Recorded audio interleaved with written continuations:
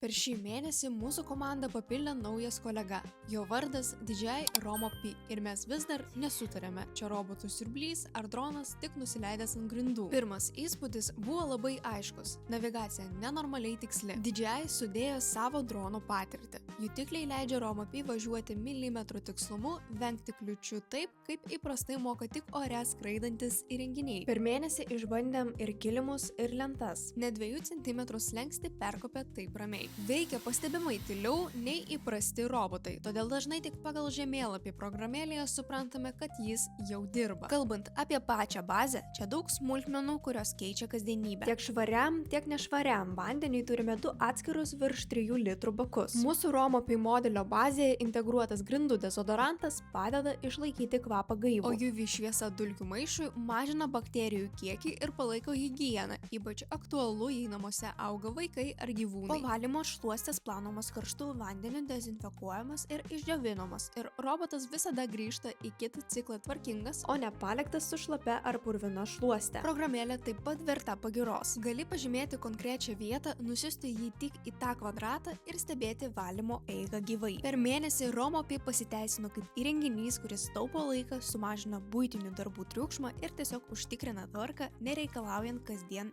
jo prižiūrėti. Jei norite pamatyti, kaip jis atrodo gyvai, užsukite į Promaxą. Parodysime, kaip dirba, į ką atkreipti dėmesį ir padėsime apsispręsti, ar tai gali būti naujas pagalbininkas jūsų namuose.